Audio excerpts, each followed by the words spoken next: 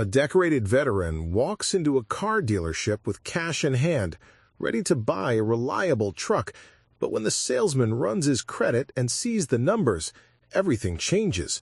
Rejection after rejection, humiliation piled on top of disrespect. What these dealers didn't know was that the man they turned away had more money than all of them combined, and he was about to teach them a lesson they'd never forget. Before we jump back in, tell us where you're tuning in from, and if this story touches you, make sure you're subscribed, because tomorrow I've saved something extra special for you. This isn't just a story about money or pride. It's about dignity, the invisible scars of service, and what happens when you judge someone by a number on a screen instead of the content of their character. Let's begin. The town of Riverside, Montana, sat tucked between rolling plains and the distant shadow of the Rockies. It was the kind of place where everyone knew your name, where Friday night football games drew half the population, and where the old diner on Main Street still served coffee for $1. Life moved slowly here, deliberately, as if the town itself had decided that rushing was a sin. Marcus Webb lived on the outskirts of Riverside, in a modest, single-story house that had seen better decades. The paint was faded, the shutters hung slightly crooked, and the front porch creaked with every step. But it was his, and that meant something. The lawn was kept trim, the American flag flew from a weathered pole near the mailbox, and a small garden out back grew tomatoes and peppers that Marcus tended with patient hands. Most mornings, Marcus could be found on that porch before sunrise, a cup of black coffee steaming in his calloused hands. He'd watch the sky lighten from deep purple to soft gold, listening to the world wake up around him. The birds, the distant rumble of trucks on the highway, the occasional bark of a neighbor's dog. These were the sounds of peace, and Marcus had learned not to take peace for granted. He was 48 years old, though his face carried the weight of more years than that. His hair, once jet black, now showed streaks of gray at the temples. His eyes, a deep brown that seemed to hold entire conversations without words, were kind but guarded. He moved with a slight hesitation in his left leg, a reminder of a roadside bomb outside Kandahar that had taken 3 of his brothers and left him with shrapnel that doctors couldn't fully remove. Marcus didn't talk about the war. Not to the neighbors, who waved as they drove past, not to the cashier at the grocery store, who always asked how he was doing, not even to Father Rodriguez at St. Michael's, where Marcus sat in the back pew, every Sunday, silent and still. The people of Riverside knew Marcus was a veteran. The license plates on his old pickup told them that much, but they didn't know the details, didn't know about the 2 tours in Iraq and 1 in Afghanistan, didn't know about the Silver Star tucked away in a drawer somewhere, still in its case, never displayed. They didn't know about the nights when sleep wouldn't come, when the silence of Montana felt too loud, when memories crept in like smoke under a door. What they did know was that Marcus Webb was a good man, quiet, dependable, the kind of person who'd help you fix a fence without being asked, who'd shovel an elderly neighbor's driveway in winter, who'd always have a kind word even when he looked like he was carrying something heavy inside. Marcus worked at the lumber yard on the east side of town. It wasn't a glamorous work, just loading and unloading trucks, cutting boards to size, helping contractors find what they needed. The pay was modest, enough to cover his mortgage, utilities, food, and not much else. His coworkers respected him, even if they didn't quite understand him. There was something about the way Marcus worked, methodical, focused, never complaining, that set him apart. During lunch breaks, while others gathered in small groups to talk about sports or weekend plans, Marcus usually sat alone under a cottonwood tree, eating a sandwich he'd packed that morning and reading paperback novels from the library. Westerns mostly. Stories about men who lived by codes, who kept their word, who faced their demons in the dust and heat of forgotten places. His truck, a 1998 Ford F-150, was on its last legs. The odometer had rolled past 280,000 miles. The passenger door didn't open from the outside anymore. The air conditioning had given up 3 summers ago. The check engine light had been on so long Marcus had put a piece of electrical tape over it just to stop the glowing distraction. Every morning, he'd turn the key and hold his breath, hoping the engine would catch. Most days, it did. But lately, the starter had been grinding, the transmission slipping, and Marcus knew he was running out of borrowed time. He'd been saving, quietly, patiently, the way he did everything. $50 here, $100 there, tucked away in an old cigar box in his bedroom closet. It had taken him 2 years to save $3,000. Not much in the grand scheme of things, but enough, he hoped, for a down payment on something reliable, something that would get him to work and back without leaving him stranded on the side of the road. That's all Marcus wanted. Something reliable, something simple. One Thursday evening, as the sun dipped low and cast long shadows across his driveway, Marcus stood looking at his truck. The rust had spread along the wheel arches. The tailgate no longer latched properly. He ran his hand along the hood, feeling the warmth of the day's heat still radiating from the metal. "Time to let you go, old friend," he said softly. The next morning, Marcus put on his cleanest pair of jeans and a button-down shirt he reserved for church. He combed his hair, trimmed his beard, and looked at himself in the bathroom mirror. The face, staring back, was tired but determined. He grabbed the cigar box from the closet, counted the bills one more time, $3,240, and tucked them carefully into his wallet.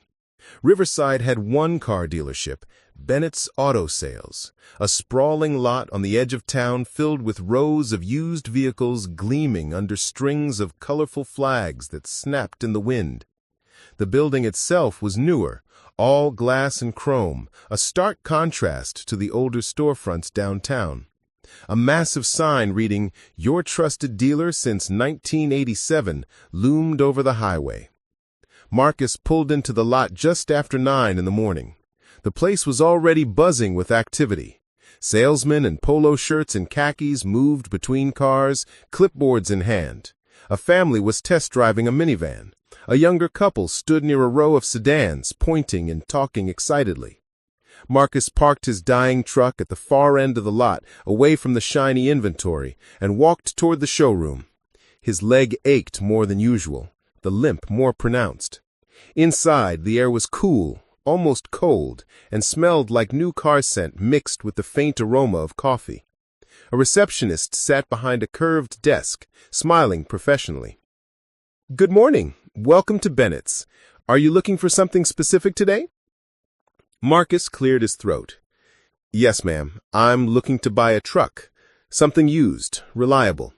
I've got $3,000 for a down payment." The receptionist's smile remained, but something shifted in her eyes. She glanced past Marcus toward the parking lot, likely noticing the rust bucket he'd arrived in. "Of course. Let me get someone to help you. Have a seat, and a salesman will be right with you." Marcus sat in the waiting area chairs, his hands resting on his knees. Around him, glossy brochures displayed trucks with impossible prices, $40,000, $50,000, $60,000. He wasn't looking for that. He just needed something that ran. 10 minutes passed, then 20. Salesmen walked by, made eye contact, then moved on. One stopped, looked Marcus up and down, then veered toward the family with the minivan instead. Marcus waited, patient as always, but a familiar feeling began to settle in his chest, the feeling of being invisible, of being overlooked. Finally, a young salesman approached, probably mid-20s, with slicked-back hair and a smile that didn't quite reach his eyes. "Hey there, I'm Ryan. Sorry for the wait. What can I help you with today?" Marcus stood, extending his hand. "Marcus Webb.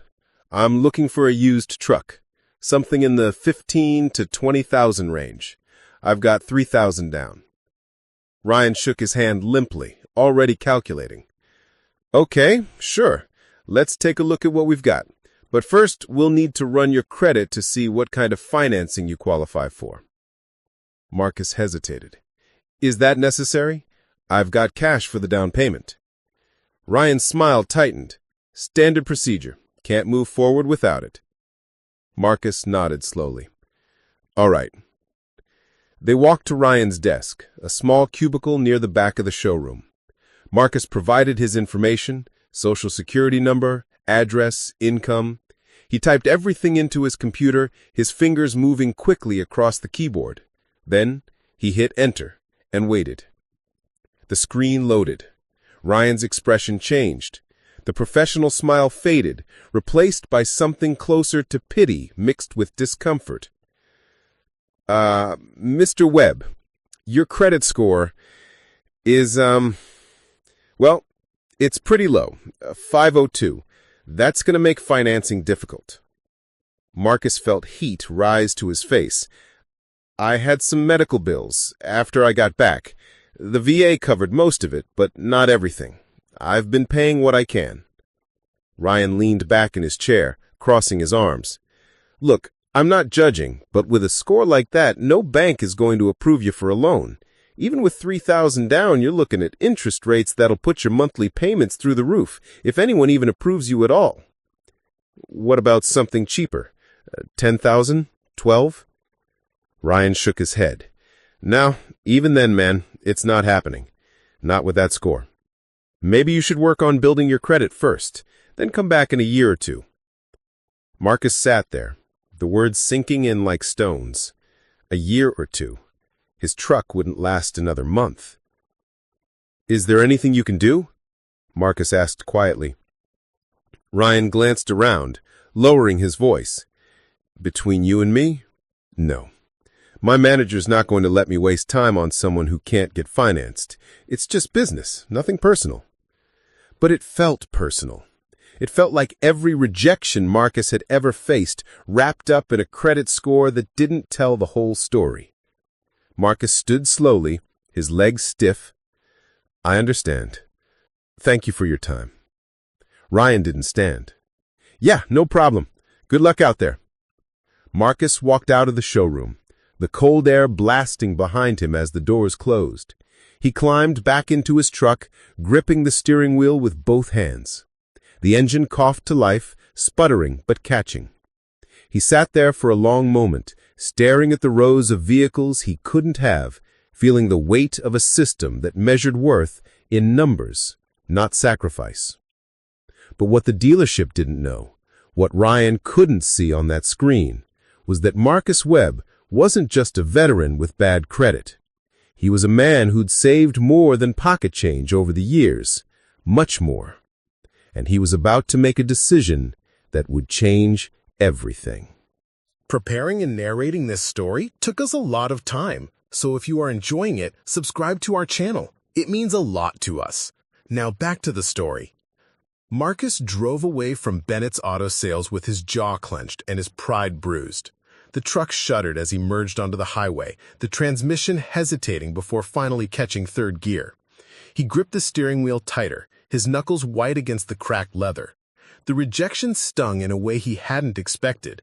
He'd faced worse, much worse. He'd been shot at, seen friends die, carried wounded men through hostile territory.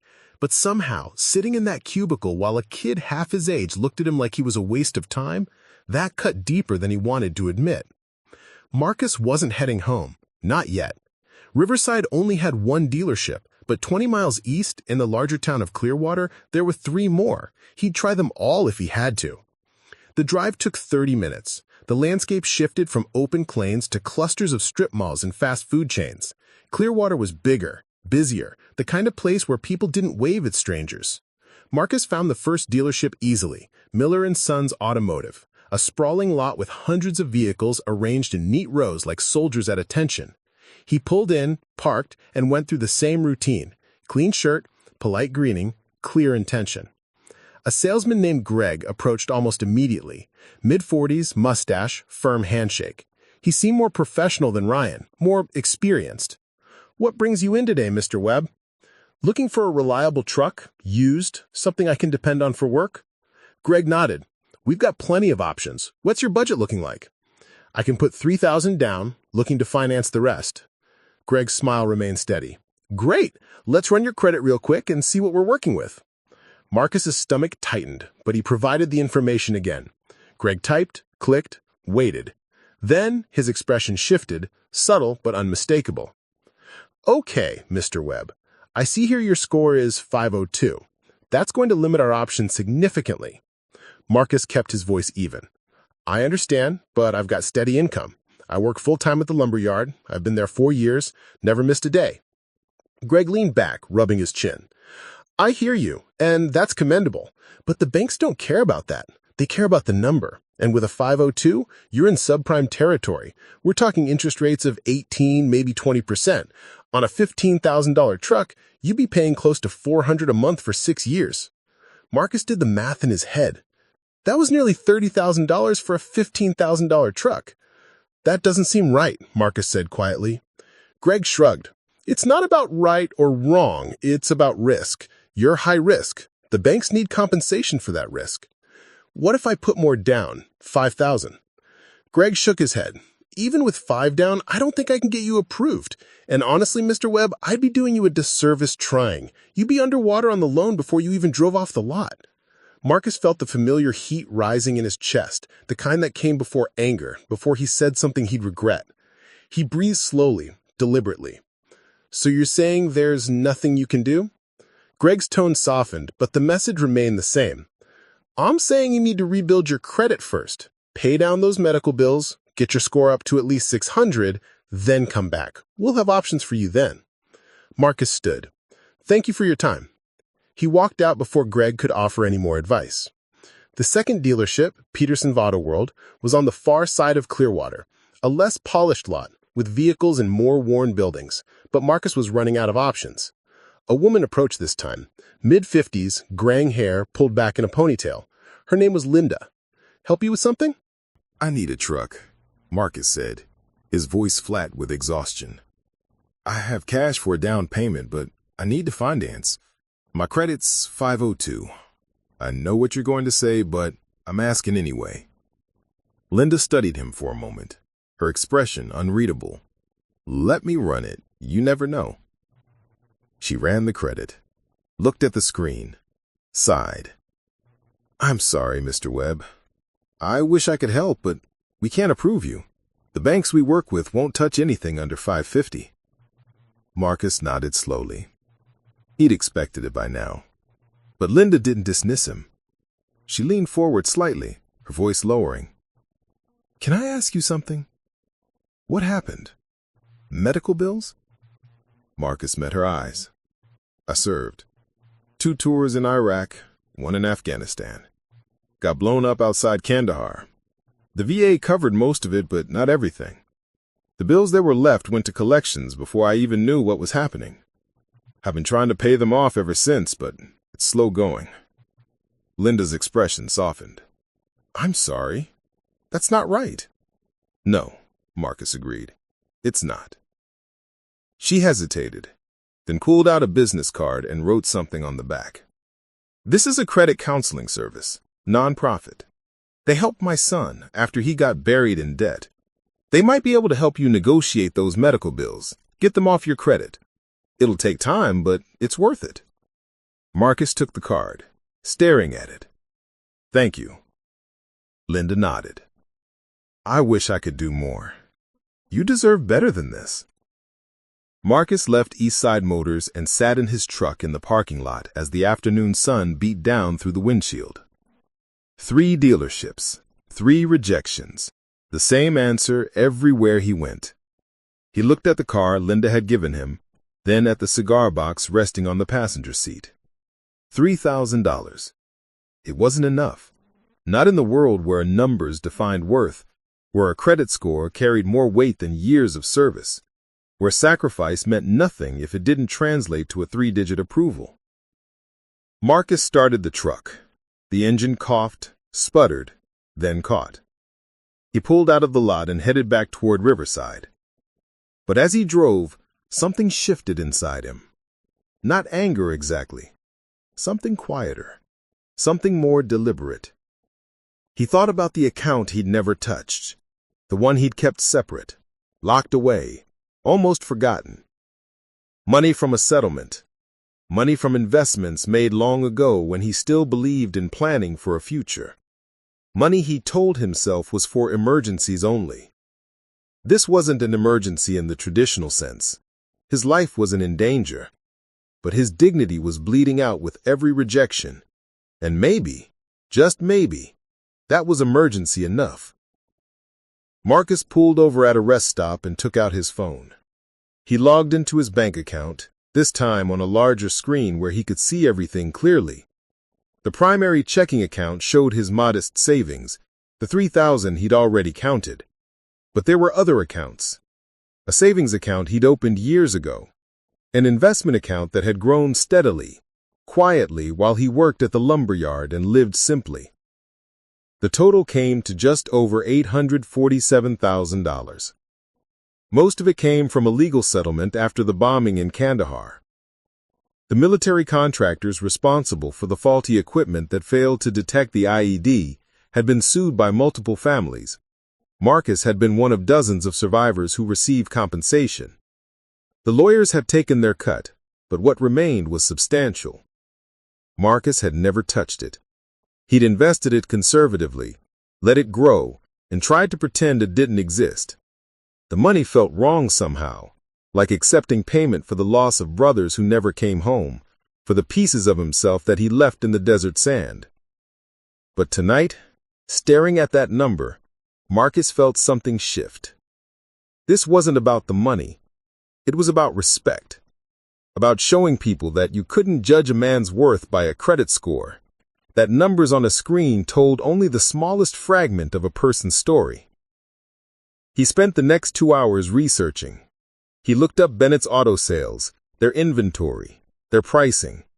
He counted every vehicle on their lot using their online catalog. 43 vehicles total. The prices ranged from $8,000 for older sedans to $52,000 for a nearly new lifted pickup truck. Marcus did the math. If he bought every single vehicle on that lot at the listed prices, he'd spend roughly $1.2 million. He didn't have that much liquid, but he had enough to make a significant statement. He called his bank's after-hours customer service line. First National Bank, this is Jennifer speaking. How can I help you tonight? I need to arrange a large cash withdrawal. How large are we talking, sir? $800,000. There was a pause. I see. That will require some advance notice and coordination with your branch manager. May I ask what this is for? I'm making a purchase. Understood. Can you come into the branch tomorrow morning at 9? We'll need to verify your identity and process the request. I'll be there. Marcus hung up and sat back in the library chair, his heart beating steadily. This was really happening. He was really doing this. That night, Marcus barely slept. He lay in bed, staring at the ceiling, running through scenarios in his mind. He wasn't angry anymore. Anger burned hot and fast. What he felt now was something colder, more focused, determination. At 8:30 the next morning, Marcus walked into First National Bank wearing the same clean jeans and button-down shirt. The branch manager, a woman named Patricia Holloway, greeted him personally. Mr. Webb, I understand you're requesting a substantial withdrawal. Yes, ma'am. $800,000 in cash. Patricia's professional composure didn't waver, but her eyebrows rose slightly. That's a significant amount. I need to ask, is everything all right? Are you being coerced or pressured in any way? Marcus appreciated the concern. No, ma'am. This is my decision. I'm making a purchase, and I want to pay in cash. May I ask what you're purchasing? Vehicles? Patricia studied him for a moment, then nodded. All right. We'll need to order the cash. It'll take until this afternoon to have it ready. Can you return around 3? I'll be here. Marcus spent the day at work, loading lumber, cutting boards, his mind elsewhere. His coworkers noticed he was quieter than usual, but Marcus was always quiet, so they didn't press. At 3 o'clock sharp, Marcus returned to the bank. Patricia led him to a private room where several large bank bags sat on the table, each filled with banded stacks of $100 bills. We've arranged it in denominations that will be easier to transport and count, Patricia explained. Is there anything else you need? Marcus looked at the bags, the physical weight of his decision made real. "No, ma'am. This is exactly what I need." He loaded the bags into his dying truck, the shocks sagging under the weight. Then he drove to Bennett's Auto Sales. It was late afternoon when Marcus pulled into the lot. The same colorful flag snapped in the wind, the same glass showroom reflected the setting sun. But this time, Marcus wasn't walking in as a man with bad credit and a modest down payment. He was walking in with more cash than most people in this town would see in their entire lives. Marcus parked in his truck for a moment, gathering himself. He wasn't doing this for revenge. He wasn't even doing it to embarrass anyone. He was doing it to prove a point, to remind people that dignity couldn't be measured by a credit score, that worth ran deeper than numbers on a screen. He grabbed one of the bank bags, heavy with cash, and walked into the showroom. The receptionist looked up, recognizing him from yesterday. Her smile was polite, but strained. "Welcome back, Mr. Webb. Are you looking for someone specific?" "I'd like to speak with the owner, or the general manager." "May I ask what this is regarding?" He set the bag on the counter with a heavy thud. "Tell them I'm here to buy some vehicles. Cash." The receptionist stared at the bag, then at Marcus, back to the bag. "I'll get the manager right away." She disappeared through a door marked Management. Marcus stood in the middle of the showroom, the bag of cash at his feet, waiting. A minute later, a man in his 50s emerged, wearing a crisp suit and an uncertain expression. His name tag read, "David Bennett, owner." "Mr. Webb, is it? I understand you're requesting purchasing a vehicle." "Yes, ma'am." "Not a vehicle. Vehicles." David Bennett blinked. "I'm sorry, all of them?" "All the vehicles on your lot. I want to buy them. Cash. Today." Bennett's expression shifted from confusion to disbelief to something approaching alarm. "Mr. Webb, that's 43 vehicles. The total value is well over $1 million. Marcus nodded. "I counted, and I've got the cash."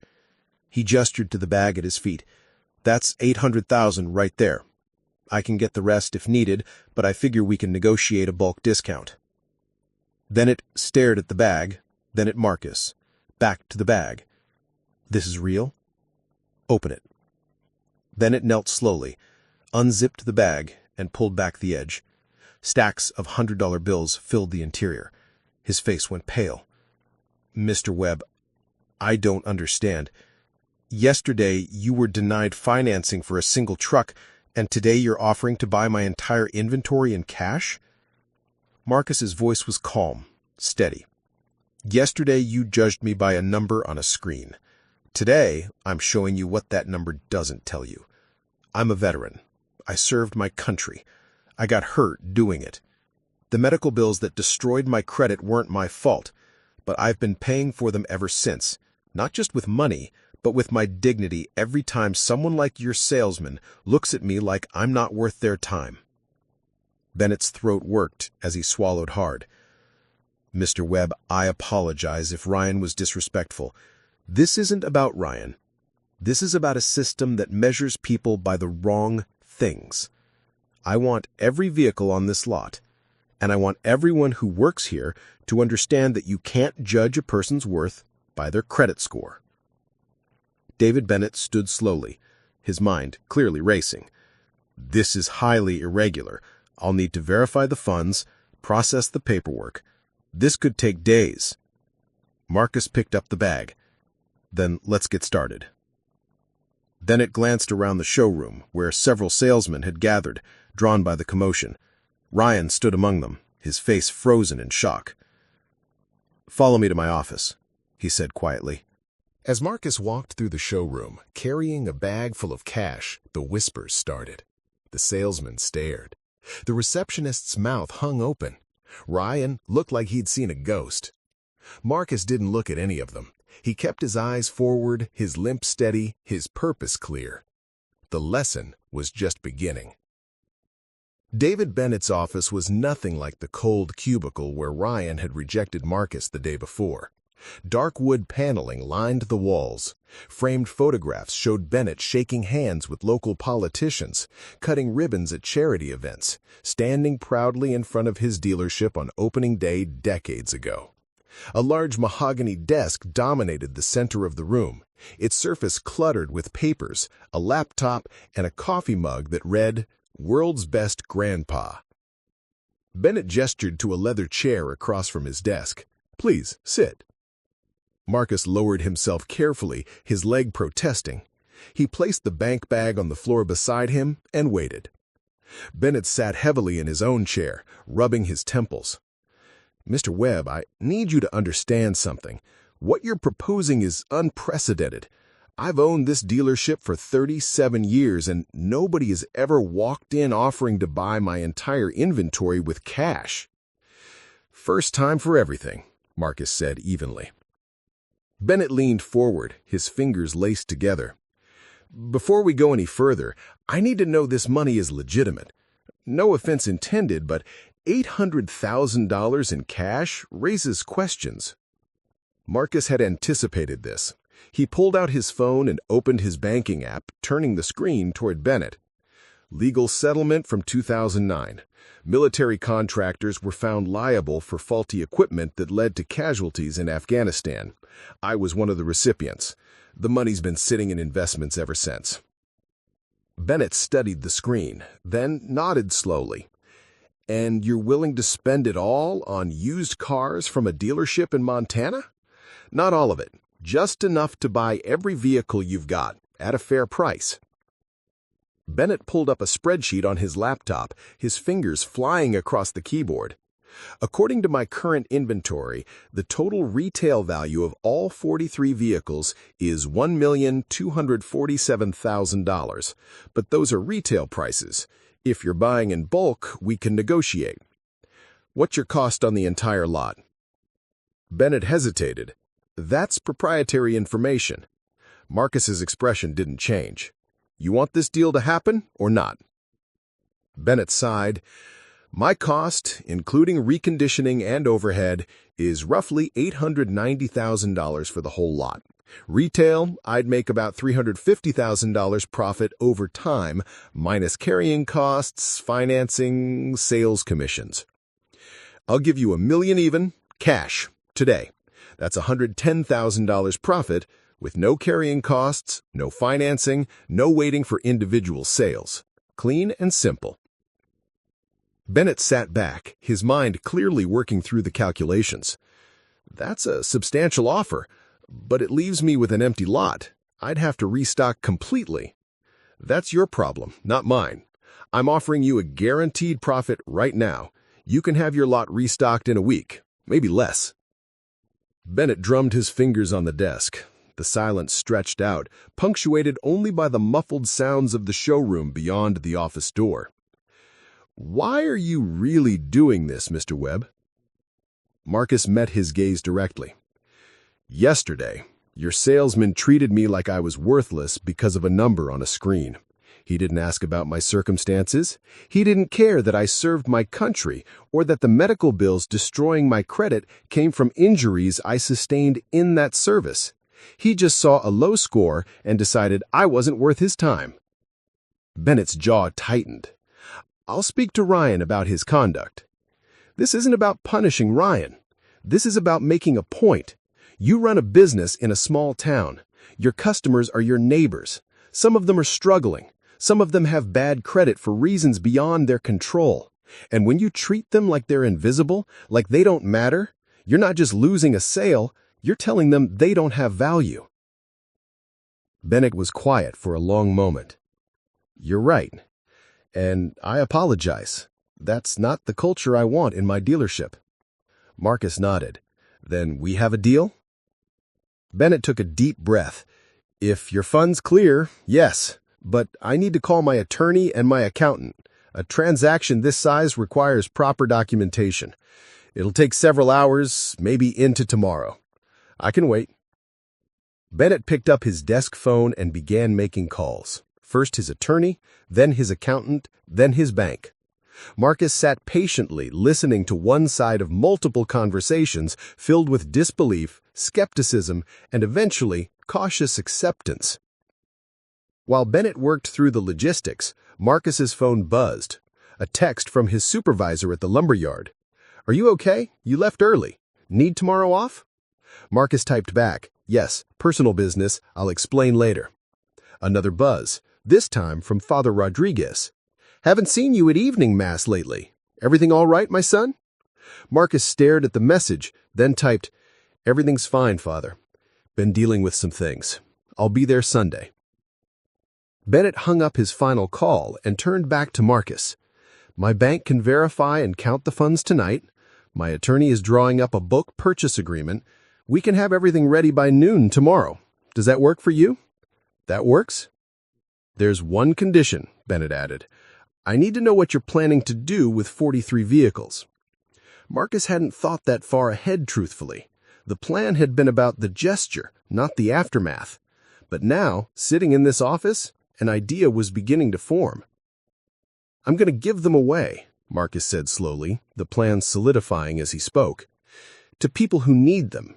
Veterans, families, people struggling to get to work because their cars broke down and they can't afford to fix them. People like me who got turned away because their credit scores didn't tell the whole story." Bennett's expression shifted, something like respect flickering in his eyes. "That's generous." "It's not about being generous. It's about giving people a chance." Bennett extended his hand across the desk. "Then we have a deal, Mr. Webb, subject to verification of funds." Marcus shook his hand firmly. As Marcus stood to leave, Bennett cleared his throat. "Mr. Webb, for what it's worth, I am genuinely sorry about yesterday. You deserved better." Marcus paused at the door. "Make sure it doesn't happen to the next person." He walked out of the office and through the showroom. The salesmen had scattered, pretending to be busy, but Marcus could feel their eyes on him. Ryan stood near the water cooler, his face flushed, avoiding eye contact. Marcus walked past without a word. Outside, the evening air was cool. The sun had dipped below the mountains, painting the sky in shades of orange and purple. Marcus climbed into his dying truck, the springs creaking under his weight.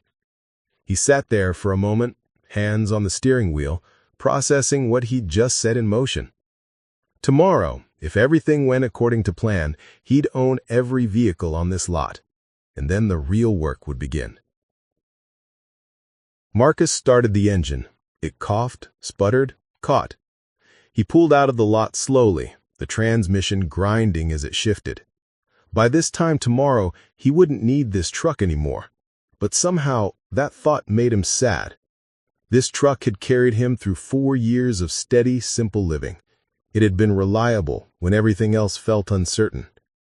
As he drove back toward Riverside, Marcus called the only person he trusted to help with what came next. Curtis Hammond had served in the Army, 2 tours in Vietnam. He was 73 now, retired, living on a fixed income in a small house near the railroad tracks. Marcus had met him at the VA clinic years ago, and they'd maintained a quiet friendship built on shared understanding. "Curtis, it's Marcus." "Marcus, haven't heard from you in a while. What's going on?" "I need your help with something big." Curtis's voice sharpened with interest. "I'm listening." "Tomorrow, I'm taking possession of 43 vehicles. I need help figuring out who needs the most. People who are struggling. Veterans, families struggling to make ends meet, folks who got a raw deal." There was a long pause. "You're serious?" "Dead serious." "How the hell did you get 43 vehicles?" "Long story. I'll explain when I see you. Can you help?" Curtis laughed, a sound like gravel rattling in a can. "Son, I've been waiting my whole life for a mission like this. Count me in." Marcus smiled, the first genuine smile in days. "I'll pick you up tomorrow morning, early. I'll be ready." Marcus hung up and continued driving, his mind already moving forward, planning, organizing. The transaction was just the beginning. The real purpose was what came after. He pulled into his driveway as darkness settled fully over Riverside.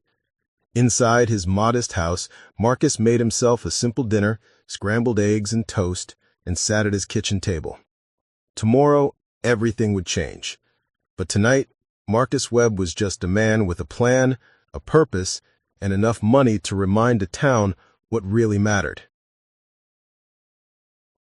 Marcus woke before dawn, as he always did. The house was silent, except for the soft hum of the refrigerator and the distant sound of a train whistle cutting through the Montana morning. He made coffee, strong and black, and stood on his porch, watching the sky lighten from deep indigo to pale gray. Today was the day. By 7 o'clock, Marcus had showered, dressed, and loaded the remaining bank bags into his truck. He drove to Curtis Hammond's house, a small ranch-style home with a well-kept lawn and a flagpole in the front yard. The American flag hung limp in the still morning air. Curtis was waiting on his porch, wearing faded jeans and a Vietnam veteran's cap. He was lean, weathered, with sharp blue eyes that had seen too much but still held warmth. He climbed into the passenger seat with surprising agility for a man his age. "Morning, Marcus." "Morning, Curtis." Curtis glanced at the bank bags in the back seat. "So you weren't exaggerating." "Never do." They drove in comfortable silence for a few minutes before Curtis spoke again. "You really buying every vehicle on Bennett's lot?" "Should be finalized by noon." Curtis shook his head slowly. "That's a hell of a statement." It needed to be made. "And you're giving them all away?" I nodded. "That's where you come in. I need help identifying who needs them most. I figured you'd know people. Veterans, families struggling to make ends meet, folks who got a raw deal." There was a long pause. "You're serious?" "Dead serious." "How the hell did you get 43 vehicles?" "Long story. I'll explain when I see you. Can you help?" "Mr. Bennett, Mr. Webb is here." Within seconds, Bennett emerged from his office, followed by a man in an expensive suit carrying a leather briefcase. Bennett looked like he hadn't slept much. "Mr. Webb, good morning. This is Gerald Ashford, my attorney." Ashford extended his hand. "Mr. Webb, I understand we have quite the transaction to complete today." "That's right." Bennett gestured toward a conference room. "We've got everything set up in here. My bank has verified the funds you brought yesterday. We've prepared all the necessary documentation. This should take a few hours to complete properly." The conference room was spacious, with a large table covered in papers, folders, and 2 laptops. Bennett's accountant, a nervous-looking man named Philip, sat at one end, calculator and spreadsheets spread before him. Marcus and Curtis sat down across from Bennett and his team. Ashford opened his briefcase and pulled out a thick stack of documents. "Mr. Webb, this is a bulk vehicle purchase agreement. It stipulates that you're purchasing all 43 vehicles currently in Bennett's auto sales inventory for a total sum of $1 million, paid in cash. All vehicles are sold as is, with existing warranties transferring to you as the new owner. The titles will be processed and transferred within 30 business days." Marcus scanned the first page. "What about registration and insurance?" "You'll need to handle registration individually for each vehicle," Ashford explained. "As for insurance, I'd recommend speaking with an agent about a fleet policy, though given your intention to distribute these vehicles, you may want to transfer ownership before insuring them." Curtis leaned forward. "What about taxes? Sales tax on $1 million is going to be substantial." Philip, the accountant, spoke up. "In Montana, there is no sales tax. However, each vehicle will require registration fees and potentially personal property tax, depending on how Mr. Webb structures the ownership." Marcus nodded. "I'll handle it." Ashford slid the document across the table. "If you'll review this and sign where indicated, we can proceed with counting and verifying the cash payment." Marcus read through the agreement carefully. Everything seemed straightforward. He signed in 4 places, his signature firm and deliberate. Bennett signed next, his hand slightly unsteady. "Now for the funds," said Ashford. Marcus stood and retrieved the bank bags from his truck, making 3 trips to bring them all into the conference room. He placed them on the table, 7 bags in total, each bulging with banded cash. Philip pulled on a pair of cotton gloves and began the count. He opened the first bag, removed a stack of hundreds, and methodically counted each bill. The process was painfully slow. Bennett ordered coffee and pastries from a nearby cafe. Nobody ate much. The tension in the room was palpable, not hostile, but charged with the weight of what was happening. By 11 o'clock, Philip had verified $800,000 from the bags Marcus had brought.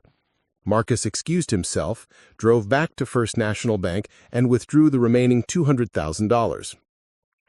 Patricia Holloway handled the transaction personally, her expression a mix of concern and fascination.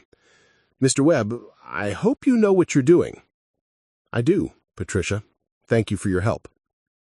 He returned to Bennett's dealership with the final payment. Philip counted it, verified it, and finally looked up at noon exactly. $1 million? Confirmed? Bennett exhaled slowly, as if he'd been holding his breath for hours. "Then we have a completed transaction." Ashford produced another document. "This is your bill of sale and temporary proof of ownership. The individual titles will be mailed to your address as they're processed." Marcus took the document, staring at the list of 43 vehicles now registered in his name. Trucks, sedans, SUVs, a few compact cars. Each one represented someone's need, someone's struggle, someone's chance. Bennett stood and extended his hand. "Mr. Webb, I hope this teaches us all something valuable." Marcus shook his hand. "That's the idea." As Marcus and Curtis walked out of the conference room, the showroom had filled with salesmen, mechanics, and office staff, all gathered to witness the aftermath. Ryan stood near the back, his face unreadable. Bennett addressed his staff.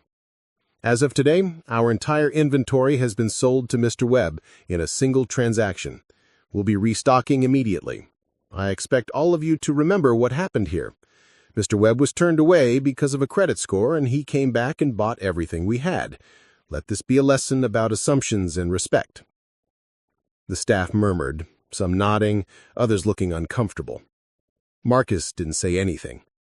He simply walked through the showroom, out the front door, and stood in the lot, surrounded by 43 vehicles that now belonged to him. Curtis joined him, hands in his pockets. "You really did it." "Yeah," Marcus said quietly. "Now comes the hard part." Curtis pulled out his notebook. "I've got 16 names so far. All veterans or veteran families, all in serious need." Marcus looked across the lot. "Then let's start making calls." They spent the next hour sitting in Marcus's truck, Curtis on the phone explaining the situation to confused, skeptical, and eventually emotional recipients. "Tommy, it's Curtis Hammond. Listen, I need you to come down to Bennett's Auto Sales this afternoon. No, you're not in trouble. Just trust me. Bring your driver's license." One call after another. Some people cried. Some didn't believe it was real. Some asked what the catch was. There was no catch. Just a veteran who remembered what it felt like to be invisible, who had the means to change that for others, and who refused to let bad credit define anyone's worth ever again. By 2 o'clock, the first recipients began to arrive, and Marcus Webb's quiet revolution was just beginning. Tommy Briggs arrived first, driving a borrowed Honda Civic that backfired twice before he managed to park it. He was 34 but looked older, with dark circles under his eyes and hands that trembled slightly when he wasn't consciously controlling them. He wore a Marines t-shirt that had seen better days and approached Curtis with obvious confusion. "Curtis, what's this about? You said it was important." Curtis clasped his shoulder. "Tommy, I want you to meet Marcus Webb." Marcus extended his hand. Tommy shook it, his grip uncertain. "Mr. Briggs, I understand you've been having transportation issues." Tommy's face flushed. "I manage. Friends help out when they can." "You shouldn't have to manage," Marcus said. He gestured toward a 2015 Ford F-150, dark blue, with only 67,000 miles. That truck there, it's yours if you want it." Tommy stared at the truck, then at Marcus, then back at the truck. "I don't understand." "No payments, no interest, no credit check. It's yours, free and clear." Tommy's eyes welled up. "Why? You don't even know me." "I know enough. You served, you came home carrying weight that most people can't see, and you've been struggling because the system failed you. This is me saying, you matter. Your service mattered, and you deserve better than borrowing rides." Tommy broke down completely, his shoulders shaking. Curtis guided him to a bench near the showroom while Marcus retrieved the truck's keys and paperwork. When Tommy had composed himself, Marcus handed him the keys. "It's got a full tank. Insurance is covered for 30 days while you get your own policy set up. Registration will be handled." Tommy held the keys like they were made of glass. "I don't know what to say." "You don't need to say anything. Just take care of yourself." Tommy climbed into the truck, started it, and sat there for a long moment, his hands on the steering wheel, tears streaming down his face. Then he drove slowly out of the lot, the truck running smooth and quiet. Curtis watched him go. 1 down, 42 to go. Over the next 3 hours, they arrived one by one. Sarah Chen, the former Navy medic, broke down when Marcus offered her a reliable Honda Accord. She'd been taking 3 buses to get to nursing school, leaving her house at 5 in the morning just to make an 8 o'clock class. "This changes everything," she whispered, clutching the keys. "I can do clinical rotations now. I can actually finish school." The Kovac family arrived together. James Kovac, Army veteran, his wife Elena, their 2 young children in tow. Elena was thin, her head wrapped in a colorful scarf, covering the hair loss from chemotherapy. The children were quiet, well-behaved, in the way kids learn to be when their family is going through something difficult.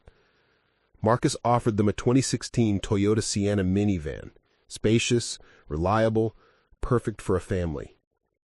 James's voice cracked. "We can't accept this. It's too much." "You can and you will," Marcus said firmly. "Your wife needs to get to treatments. Your kids need to get to school. You need to be able to live without worrying whether your car will start. This is what community means. We take care of each other." Elena reached out and squeezed Marcus's hand. "Thank you. Doesn't seem like enough." "It's more than enough." A young woman named Rebecca Torres arrived on foot, having walked 2 miles from our apartment. She was 26, Army National Guard, deployed twice to the Middle East. She worked 2 jobs, one at a grocery store, one cleaning offices at night, trying to save enough for a car. Marcus gave her a 2014 Chevy Cruze. Economical, dependable. She circled the car 3 times, touching it like she couldn't believe it was real. "This is mine? Really mine? Really yours." She drove away crying so hard, Marcus worried she might have to pull over. By evening, 23 vehicles had been given away. Curtis's list was exhausted, but Marcus had more cars and an idea. "Let's go to the VA clinic tomorrow. Talk to the social workers. They'll know who else needs help." Curtis nodded. "Good thinking." As the sun set, Marcus and Curtis sat on the tailgate of Marcus's old truck, now parked among the dwindling inventory, eating sandwiches from the gas station down the road. "You know this is going to get attention. Word's already spreading. People are talking." "Let them talk. Local news will probably show up." "I'm not doing this for attention." "I know, but it's coming anyway." Curtis was right. By the next morning, a reporter from the Riverside Gazette had tracked Marcus down. Her name was Amanda Pierce, young, eager, with a recorder and a notebook. "Mr. Webb, is it true you bought every vehicle at Bennett's Auto Sales and you're giving them away to veterans?" Marcus was in the middle of transferring paperwork for a Dodge Durango to a veteran named Keith Sullivan. That's true. Can I ask why? Marcus finished signing the title transfer before answering. Because credit scores don't measure character. Because people who served their country deserve better than being turned away from car dealerships. Because I had the means to do something about it. Amanda scribbled furiously. This is an incredible act of generosity. It's not generosity. It's justice. The story ran the next day, front page. By that afternoon, it had been picked up by the Associated Press. By evening, it was on national news. Marcus's phone wouldn't stop ringing. News stations, talk shows, documentary producers. He ignored most of them. This wasn't about fame or recognition. It was about the people receiving the vehicles. About restoring dignity, one key at a time. Each transaction was the same. No paperwork beyond the title transfer. No requirements. No strings attached. Just keys, a handshake, and a reminder that they mattered. The final vehicle, ironically, was the truck Marcus had originally wanted to buy, a 2017 Ford F-150, silver with all-wheel drive and a towing package. He'd saved it for last, thinking maybe he'd keep it for himself.